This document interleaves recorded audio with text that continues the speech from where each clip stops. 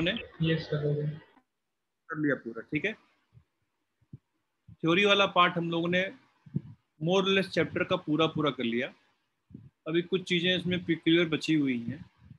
Before proceeding there let us do some questions, ठीक। हालांकि मैं प्रेफर करता कि एक बार आप सारे फॉर्मूले याद कर लें तो आपको खुद भी आप मतलब अटेम्प्ट कर सकते हैं क्वेश्चंस को अपने आप। फिर भी हमें कम से कम एक क्लास 1.5 क्लास में के आसपास क्वेश्चन पहले सॉल्व करते हैं, जितना हमने पढ़ा हुआ उसके बेसिस पे, ठीक। Let's do some examples. पहला एग्जांपल, सिंपलेस्ट एग्जांपल स्टार्ट करते हैं। Projectile is fired at u बराबर 20 metre per second at an angle theta बराबर 60 डिग्री। Find its range, time of flight, maximum height.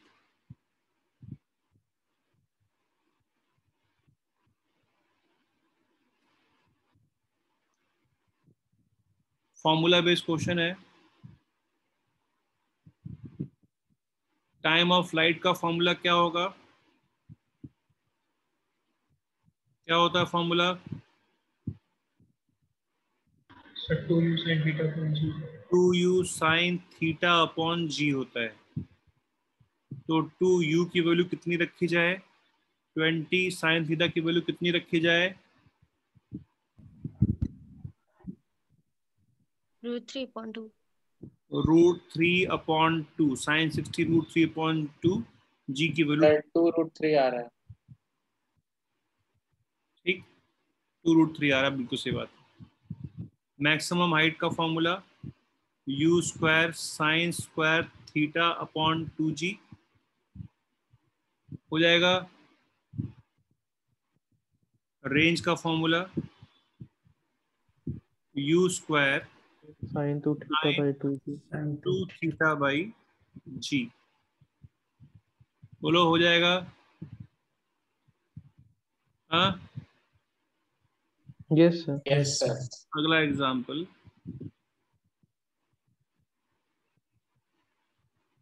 a projectile is fired with velocity u vector is equal to 10 I cap plus 20 j cap, ठीक। x axis ये है, y axis ये है, दोनों velocity metre पर second में है। Find time of flight, maximum height, range.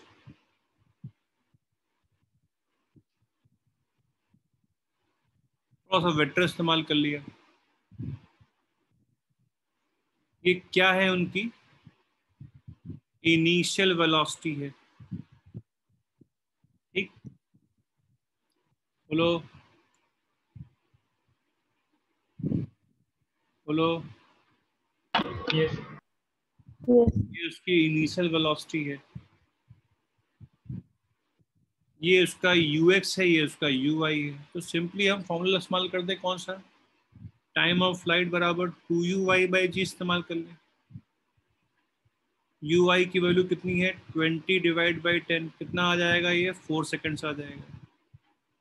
Maximum height का formula uy square by 2g इस्तेमाल कर लें। तो 20 इंटू 20 डिवाइडेड बाई 20 कितना आ जाएगा? ये 20 आ जाएगा। रेंज का फॉर्मूला 2ux uy/g इस्तेमाल कर लें। बोलो, या यस u/t इस्तेमाल कर लें। अब देखो फॉर्मूले याद रहेंगे तभी क्या चीज आसान है वो समझ में आ पाएगा। ux इंटू टी इस्तेमाल कर लें। तो ux इंटू टी, ux कितना है? 10 इंटू टाइम कितना आया था? 4। तो 10 इंटू 4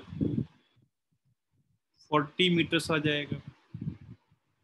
बोलिए। यस बोलो। Yes, sir. Yes, sir. या सिंपली वैल्यू पुट कर दिया जाए। Example 3, a projectile is fired such that its range r is equal to maximum height. Find the angle of projection.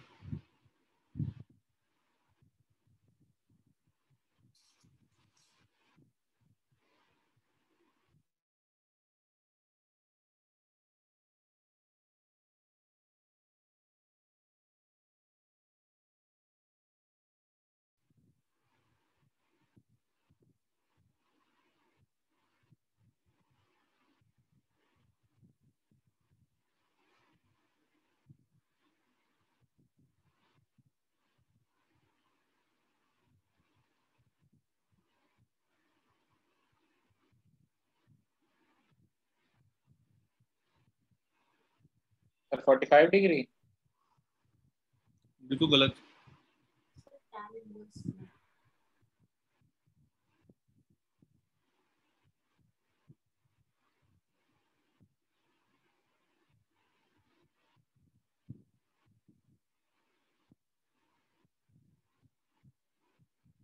tan inverse 4. देखो तो यार, tan theta 4 आ रहा है।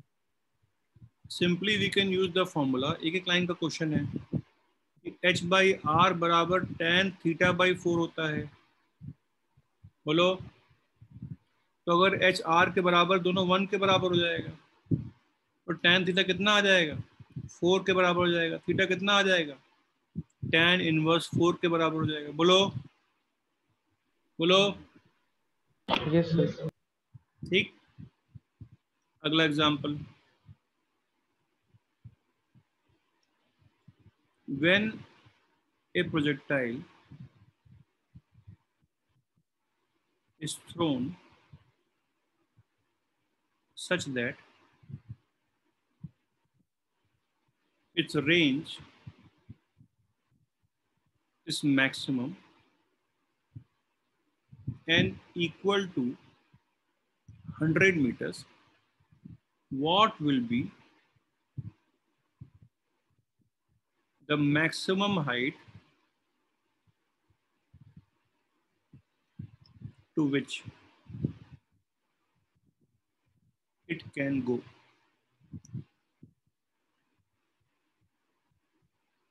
When a projectile is thrown such that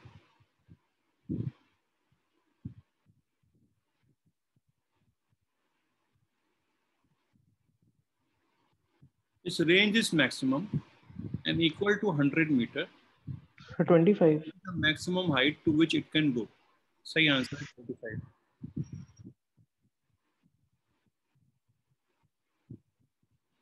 Yes. इसमें theta 45 degree लिखा है, h upon r equal to 1/4। बिल्कुल। मैक्सिमम रेंज कैस कब होती है? Sir 45 degree. Theta is equal to theta 45. बराबर 45 डिग्री एंगल पे। तो h बाई आर वाला फॉर्मूला बाई हाइट और रेंज के बीच में कोई रिलेशनशिप निकाली जा रही है। h बाई आर वाला फॉर्मूला जो है, h बाई आर वाला जो फॉर्मूला है,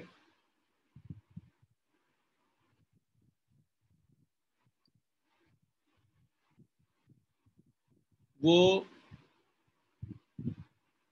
क्या tan थीटा बाई 4, और थीटा की वैल्यू मुझे मालूम 45, tan 45 कितना होता है? 1 डिवाइड बाई 4। तो h कितना हो जाएगा? r बाई 4 हो जाएगा। ठीक। तो जब हम किसी पार्टिकल को 45 डिग्री एंगल पे प्रोजेक्ट करते हैं, जब हम किसी पार्टिकल को 45 डिग्री एंगल पे प्रोजेक्ट करते हैं, तो उसकी रेंज r, उसकी मैक्सिमम हाइट r बाई 4 होती है।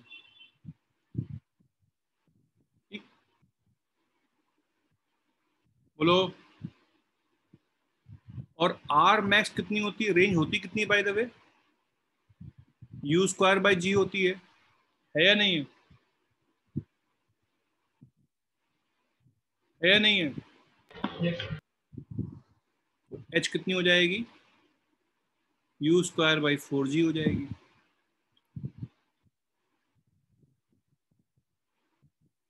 थीटा बराबर 45 डिग्री एंगल पर।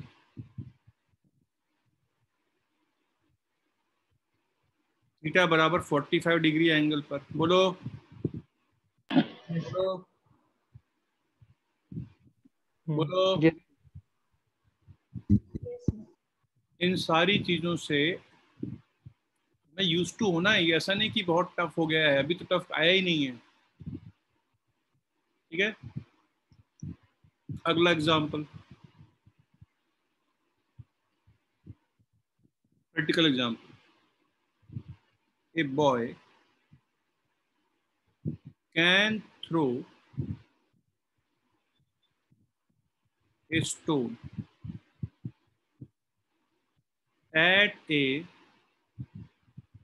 maximum distance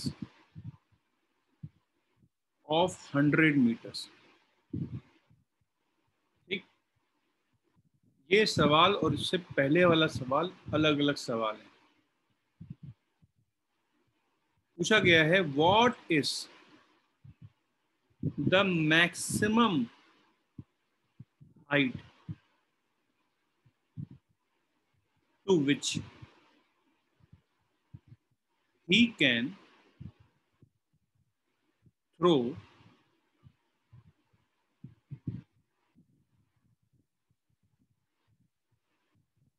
the same stone।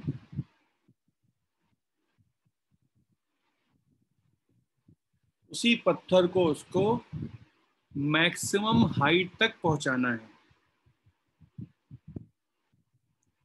जो मैक्सिमम दूरी तक फेंक सकता है कितना? 45 डिग्री है, उसको मैक्सिमम हाइट तक फेंकना है। 90 degree angle. Very good.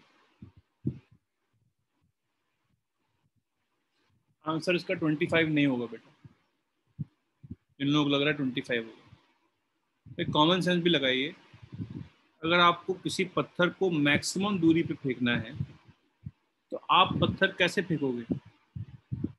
45 degree angle पे फेंकोगे। बोलो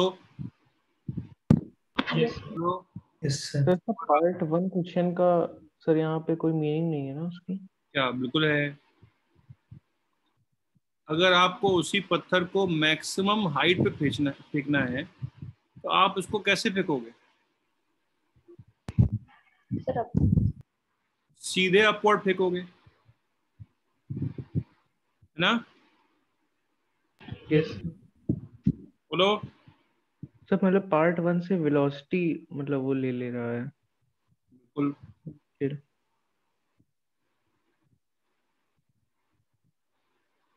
क्या आएगा आंसर?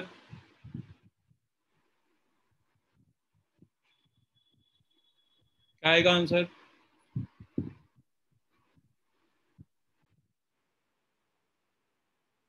सही आंसर। जब आपको किसी उस पार्टिकल को मैक्सिमम हाइट फेंकना है तो थीटा होना चाहिए 90 डिग्री। तो आर मैक्स का फॉर्मूला क्या होता था बेटा? यू स्क्वायर बाई 2g किसके बराबर है? सवाल में दे रखा है 100 के बराबर। बोलो बोलो बोलो। Yes. R So U square upon G नहीं होगा? Sir U square by G होता है, sir U square by G होता है यार, यू स्क्वायर बाई 2g थोड़ा ना होता है, यू स्क्वायर बाई जी होता है, यू स्क्वायर बाई जी होता है। और हाइट का फॉर्मूला क्या होता है? हाइट का फॉर्मूला होता है you square sine square theta upon 2g। ठीक है ना? Yes. तो हाइट की वैल्यू मैक्सिमम होगी, हाइट की वैल्यू मैक्सिमम होगी एट थीटा बराबर 90 डिग्री और वो मैक्सिमम हाइट होगी उस वेलोसिटी के लिए u स्क्वायर बाई 2g। हमको वो maximum height u square by 2g निकालना है। तो आप अगर 100 metre u square by g अगर 100 है तो u स्क्वायर बाय 2g कितनी हो जाएगी? 50 हो जाएगी। 50। ये एक प्रैक्टिकल इंफॉर्मेशन है।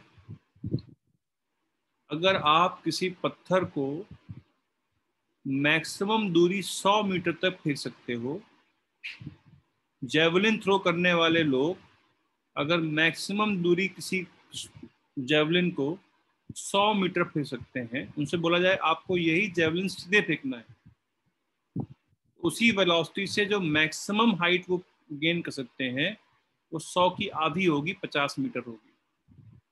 अगर आपने गन फायर किया, गन को आपने अगर 45 डिग्री एंगल पे फेंका, तो आपने अगर 100 मीटर गए और अगर आपने यही गन सीधे वर्टिकली ऊपर फायर की तो आप कितना ऊपर जा पाओगे? कितना ऊपर जा पाओगे? सिर्फ 50 मीटर। 50 मीटर। ठीक। और ये वाली हाइट कितनी होगी? तो sir h max is equal to r max upon 2। 25 metre होगी, r/4। बोलो, यस है ना? जब आपने मैक्सिमम रेंज के लिए फेंका था तो आपकी हाइट मैक्सिमम नहीं थी, है ना? मैक्सिमम रेंज के दौरान मैक्सिमम हाइट सिर्फ r/4 के बराबर होगी। लेकिन अगर आपको किसी चीज को सीधे ऊपर फेंकना है, मैक्सिमम हाइट तक पहुंचाना है, तो ऑब्वियसली बात उसको सीधे फेंकोगे ऊपर, पूरा पूरा जोर लगाओगे आप सीधे फेंकने में, है ना? बोलिए। Yes yes. Example 6. When a projectile, sir तो ऊपर वाले क्वेश्चन से होता है कि h max is equal to r max upon 2। ऐसा नहीं बोलना चाहिए, वो उस कंडीशन के लिए उस स्पेसिफिक प्रॉब्लम की वो है ना, ऐसा कोई फॉर्मूला याद करने की कमेंट नहीं है।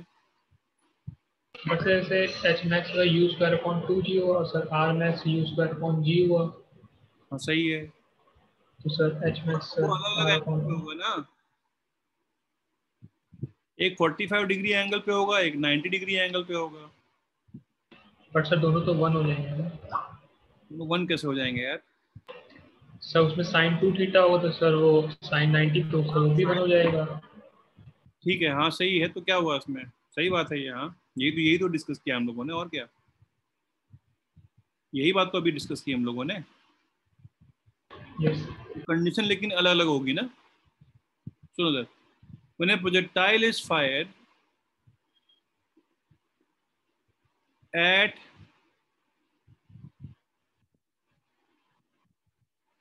complementary angles theta and 90 minus theta, its maximum height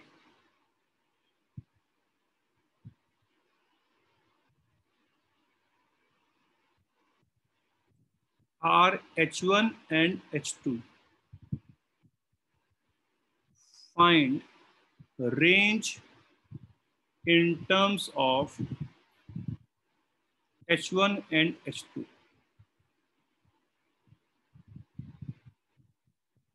complementary angles पे एक ही तो रेंज होगी ना दोनों की। Yes yes sir. Complementary angle पे रेंज तो दोनों की एक ही होगी। हमें सर क्वेश्चन दिखा दीजिए। सवाल में क्या दे रखा है, दिखा रहे हैं।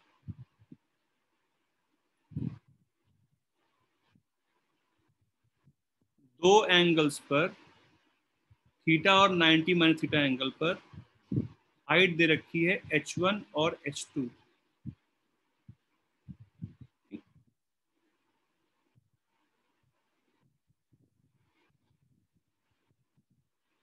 थीटा और 90 minus theta angle, h1 h2 given है, बताना है कि ये वाली रेंज कितनी होगी in terms of H1 H2।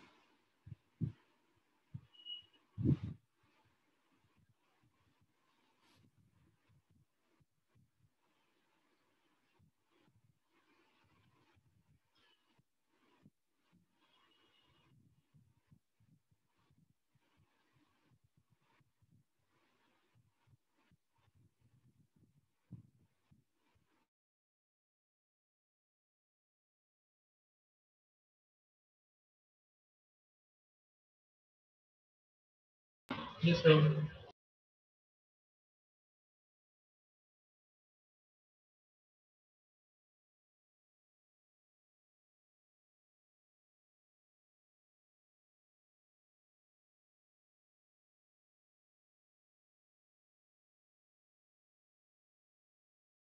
कौन बताएगा?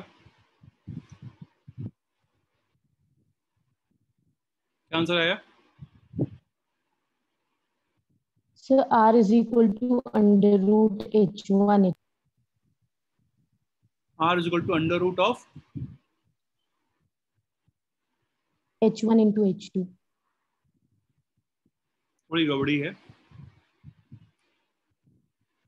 देखो उधर। सबसे आसान तरीका ये होगा, अगेन यूज द फॉर्मूला,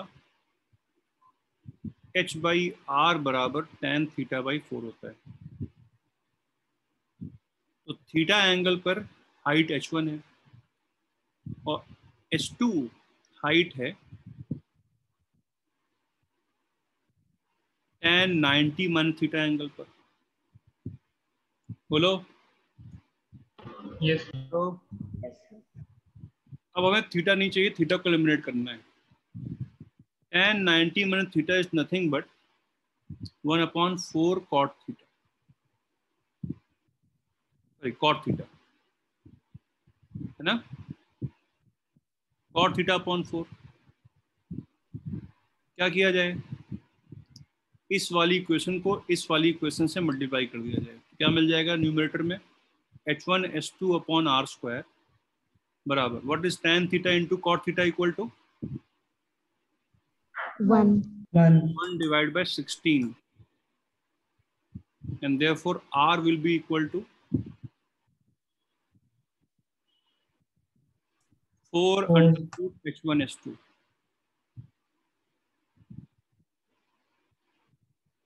ठीक है, ठीक है, बोलो। Yes Yes, sir. Yes, sir. तो सारे फॉर्मूले इस्तेमाल होते जा रहे हैं ना, उनको फॉर्मूले अगर याद नहीं होंगे तो हम क्वेश्चन नहीं कर पाएंगे।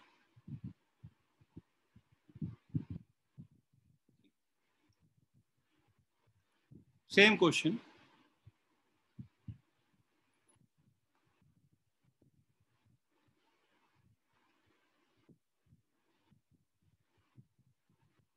when a projectile is fired at complementary angles, its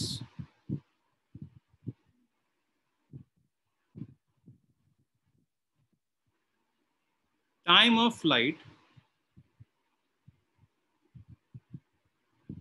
are T1 and T2. Find the range in terms of T1 and T2. Complementary angle पे फायर करते हैं तो टाइम तो बराबर नहीं होता ना। Hello, yes sir. तो रेंज बतानी है in terms of T1 and T2।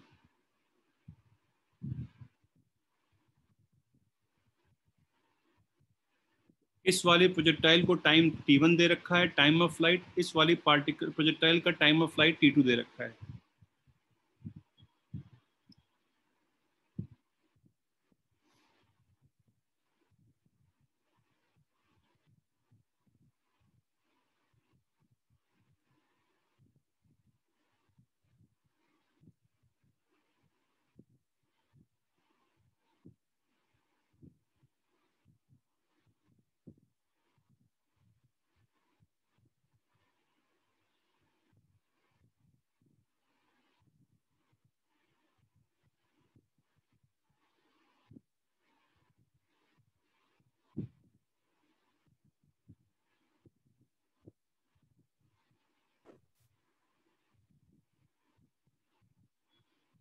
Rudransh तुम फिर से आज डिस्कनेक्ट हो रहे हो बार बार, 2 बार एंट्री कर चुके हो क्लास में। लाइट नहीं है, नेट का इशू है। सर वो मोबाइल डेटा पे हो ना सर, वो इसीलिए। तो तुम्हारे घर में तो इंटरनेट है ना? हाँ सर, पर लाइट नहीं है ना इस समय सर। हम्म।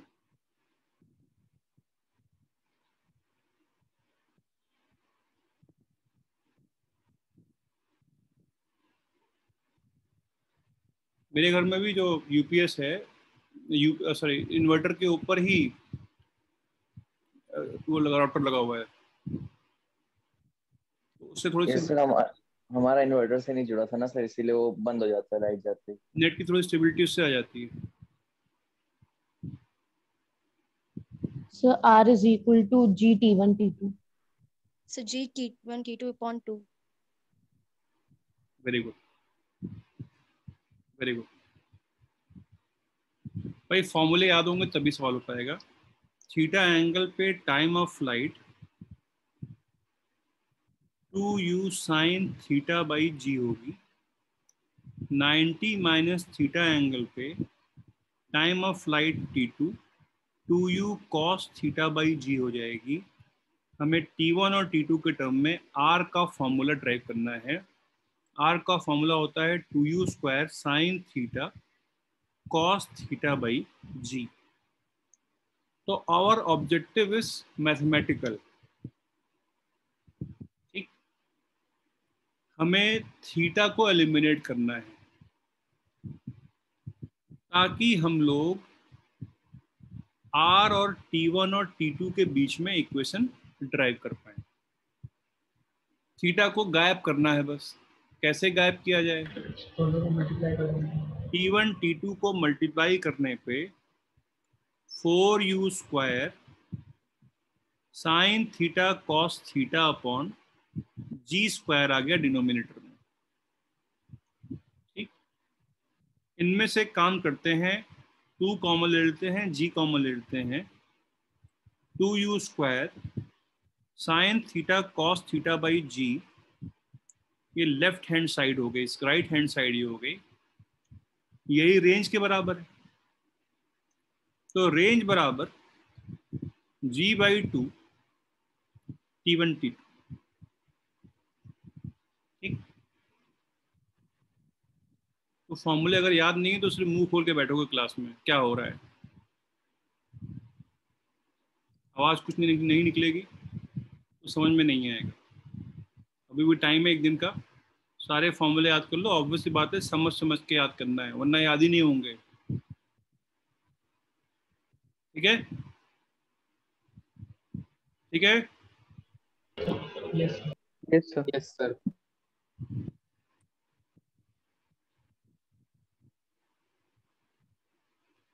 देखो इधर,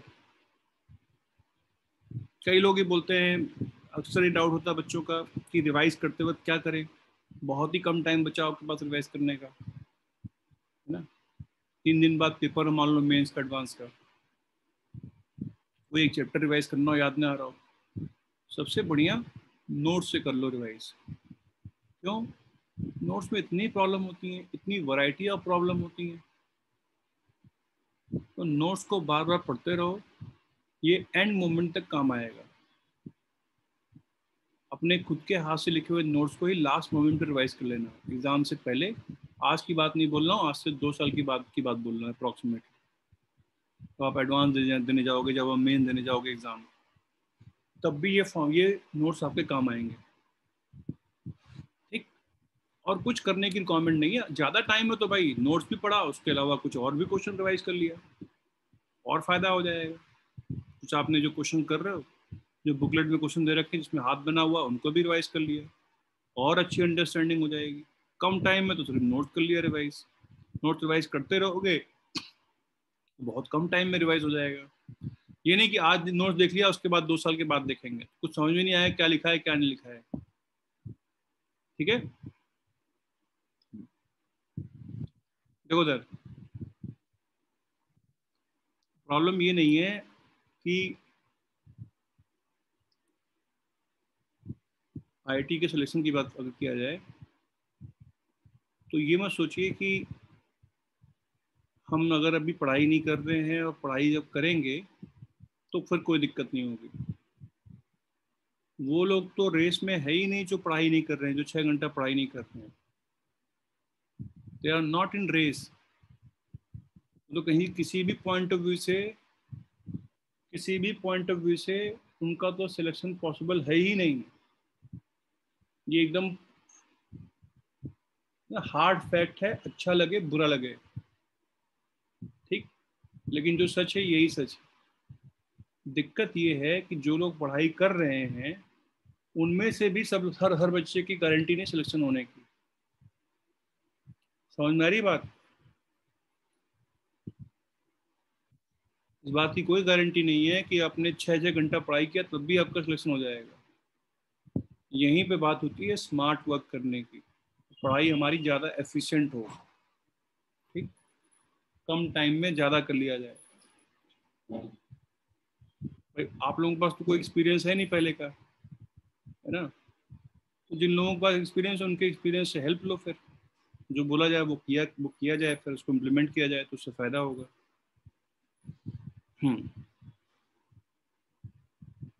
अगला एग्जाम्पल है,